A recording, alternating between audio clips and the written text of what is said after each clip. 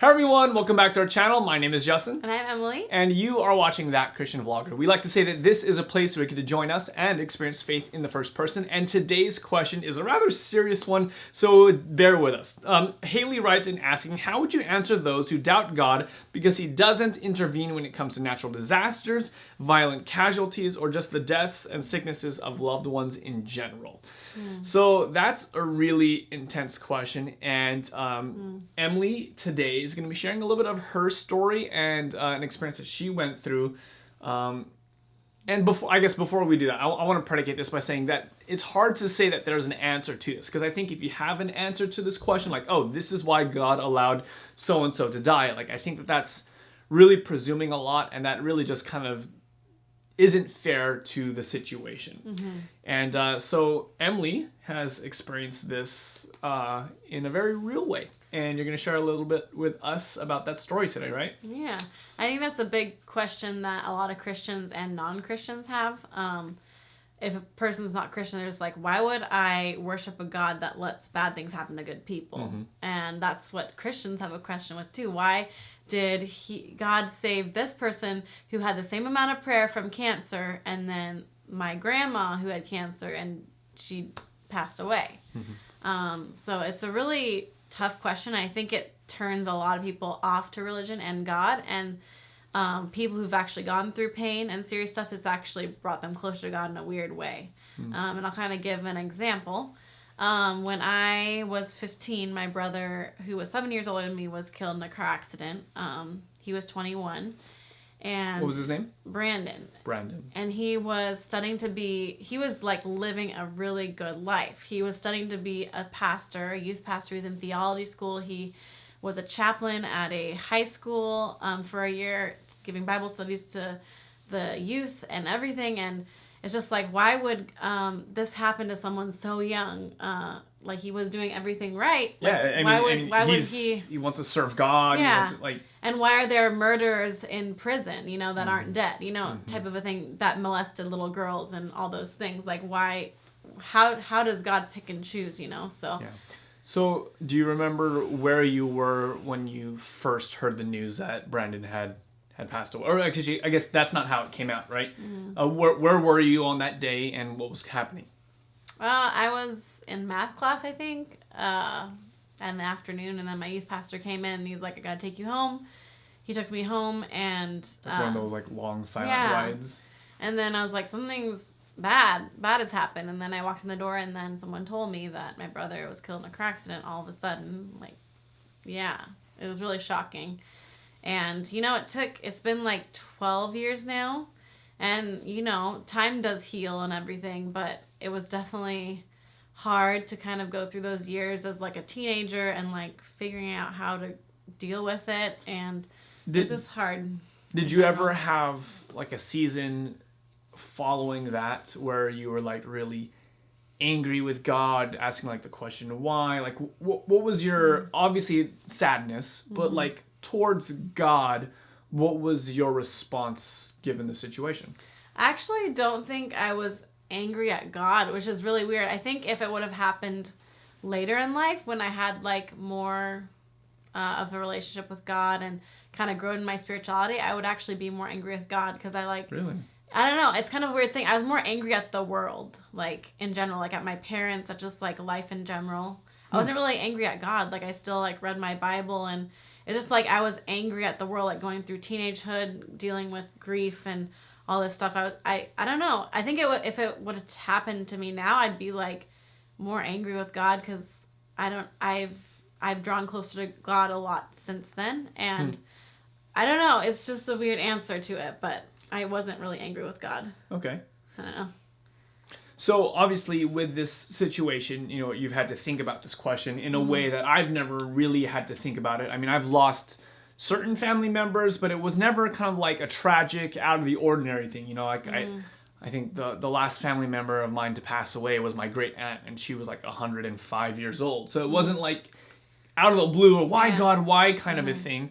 So the way that I've had to process that kind of a thing, the loss of a loved one, has been very different than I would imagine what it would be like then. So what has kind of been your thoughts. Obviously, it's hard to give like the perfect answer, but when someone asks you, why did God allow this to happen? How do you start to answer that question? I kind of start by saying like, well, for one, I'm really glad I'm a Christian because I believe in the second coming and the hope of heaven that I'll see him one day again and all the loved ones we lost. But I've really seen through this experience that at his funeral, there was about like maybe 3,000 people there. There was like a lot of people there. Okay. Because he had impacted so many lives. He worked at summer camp. He was a chaplain at a school. We grew up in a pretty tight Christian community, so growing up with the same people his whole life, so it was a really big funeral. And it was amazing to see, like, at that funeral, like, people's testimonies of the lives he had touched with, you know, his kindness towards others, how he showed love to others and gave them a glimpse of who God was. And I like to think that there's a lot of people who gave their life to Christ because of that experience and his impact on them. That's kind of one way to look at it. And I've kind of, he actually wrote a song, he composed a song, and that song kind of circulated throughout our church. And a couple of years ago, You were in, 2 years ago. Yeah, 2 years ago, Justin had a student and he was listening to the song that my brother wrote. And I was like, how do you know this song? Like, it's so random. He's like, well, this song actually inspired me to, like, give my life to Christ and to, you know, do some literature work door to door. And it was like, whoa, like, that song is keeping and bless people and giving their life to Christ. So it's like, you know, like, I would, it's kind of weird to say that God used a death to impact people's lives, but I think that's an answer in a way. Yeah. Like, I'll never know, like, why it happened probably till having the full story, and I won't see the effects of the full story, but I think that's a way to answer a question like that. I guess to kind of see if I can summarize what you're saying, like, not to say that this is why it happened, but one of the things that God does in the middle of that is actually to use that moment of intense tragedy and sorrow, and he uses it as an opportunity for good to happen, right? Which is really, I mean, I think what you mentioned, like, your first thing is that you believe in the second coming and the resurrection and stuff like that. I think that's something that really shouldn't be overlooked, because whether you're a follower of Christ or you're an atheist, the reality is that all of us will experience this type of loss at some point in our lives, period. Like, just because you're an atheist doesn't mean that the problem of suffering and pain and death and tragedy, like, magically goes away. In fact, you still have to wrestle with it, but you actually don't get this, you know, this hope of the future. Yeah, and something I want to add to that is, like, you look on a gravestone, you go through cemeteries, there's always a start date and an end date. But what's in the middle of those two? It's a dash. And some of those dashes are long, like 90 years. Some of them are 20 years. Some of them are 3 years, you know, little kids that die somehow. But how do you want to live that dash? You know what I mean? Yeah. And I heard like a lot of people say at his funeral, like, they were in like their 60s, 70s. They're just like, he like lived out that short dash to the fullest. Like, they're like, I haven't done way enough, like, a little bit of what he did in his life. And I think God kind of knows when that time is right for you. I don't want to say like he like, presses the smite button, like, this person's gonna die now, but like his timing in life and seasons you go through are like perfect, and he knows like how much you can impact in that short. All our lives are short in the grand scheme of things. So that's just another thing I want to point out. What about you? I would say also, to add kind of conversation, you know, it's really hard to say why God allowed a certain thing to happen. And I would say that in the middle of tragedy, one of the first things that many people think is, God must do this because he doesn't love me, you know, or some form of that kind of thought. But one thing that I think is beautiful about Christianity and the story of Jesus and his death on the cross actually shows, like, nothing could be further from the truth.